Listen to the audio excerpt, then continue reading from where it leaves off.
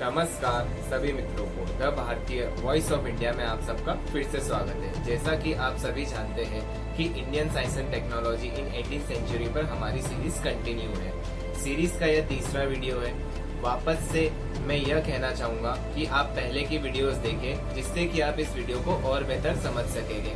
आज हम जिन रिपोर्ट्स पर बात करेंगे उनकी मैं आपको एक आउटलाइन दे देना चाहता हूँ। तो जो सबसे पहली रहेगी वो रहेगी the method of making best mortar at Madras, process of making ice in East Indies, uses of sunn and manufacture of Hindustan paper.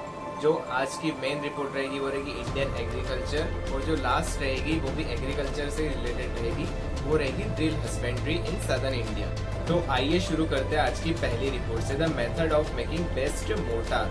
तो मोर्टार होता क्या है, मैं आपको बता दूं कि हम कंस्ट्रक्शन वर्क्स करने के लिए जो माल तैयार करते हैं उसे हम मोर्टार बोलते हैं। उसमें भी हमारा विज्ञान, हमारी प्राकृतिक वस्तुओं की समझ बहुत आगे थी।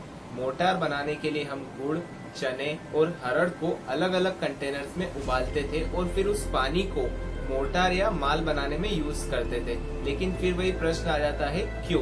क्योंकि इससे पानी की बाइंडिंग प्रॉपर्टीज और बढ़ जाती थी।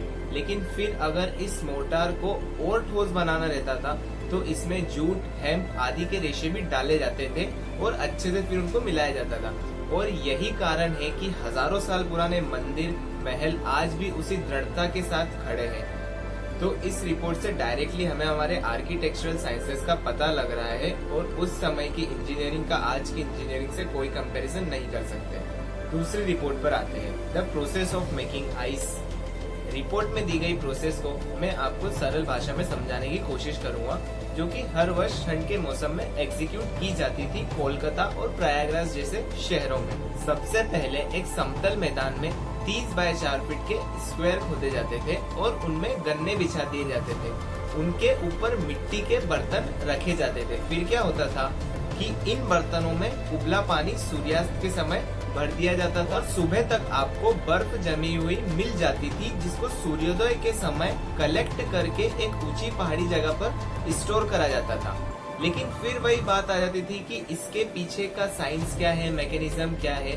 तो वह कुछ इस प्रकार है कि जब पानी को किसी भी प्रकार की हीट या उष्मा मिलने से आप बचा लेते हो तो फ्रीजिंग पॉइंट ना होते हुए भी, फ्रीजिंग पॉइंट के तापमान कुछ डिग्री ऊपर होते हुए भी आप बर्फ जमा सकते हो।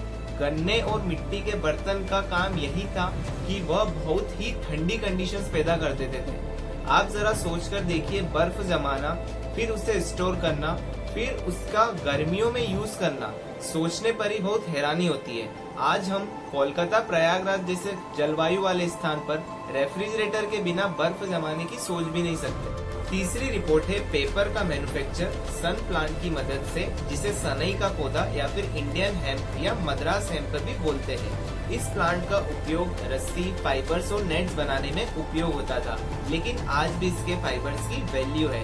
यही रस्सी, फाइबर्स और नेट्स जब पुराने हो जाते थे तो कागज उत्पादक इन्हें खरीद लेता था और इनको विभिन्न प्रोसेसेस की मदद से कागज बनाया जाता था।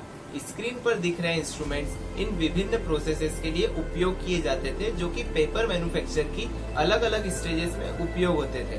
यह रिपोर्ट तो 1774 में पब्लिश हुई थी, लेकिन मैंने जब नेट पर देखा तो ये पता चला कि सनई के पौधे का उल्लेख 400 ईसा पूर्व के एक संस्कृत लिटरेचर में भी मिलता है। भारत की बात हो और कृषि की बात ना हो, यह संभव नहीं है। जी हाँ, आज की हमारी चौथी रिपोर्ट इंडियन एग्रीकल्चर के बारे में ही है।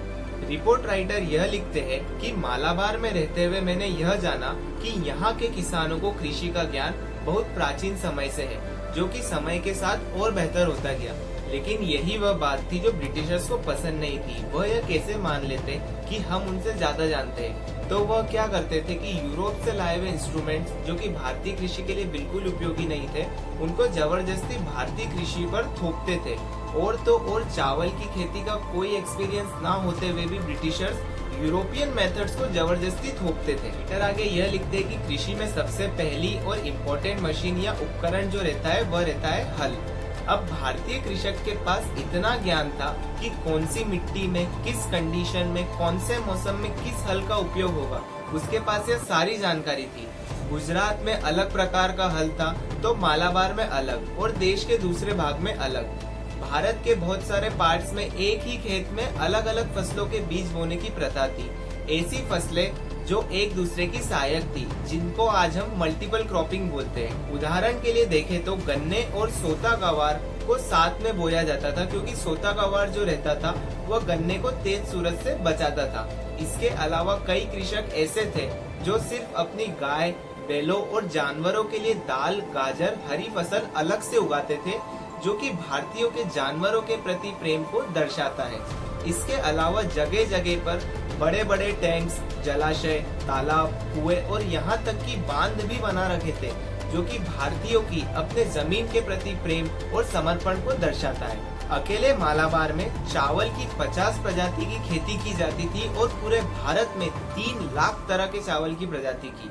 और सबसे रोचक बात यह सामने आई कि चावल की खेती पूरे साल होती थी, सभी सीजन में। इससे ऐसा सुंदर दृश्य बनता था कि एक खेत में देखे तो आप चावल कट रहा है, दूसरे में बुआई हो रही है, तो तीसरे में पौधे अपनी इनिशियल स्टेजेस पर है।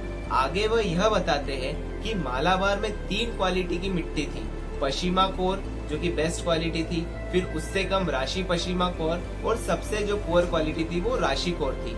अब कौन सी मिट्टी किस कैटेगरी की है यह पता लगाने के लिए भारतीय कृषक जो मेथड का यूज कर रहे थे वह एग्जैक्टली पश्चिम के साइंटिस्ट लॉर्ड केन्स और एच डेवी जैसी थी।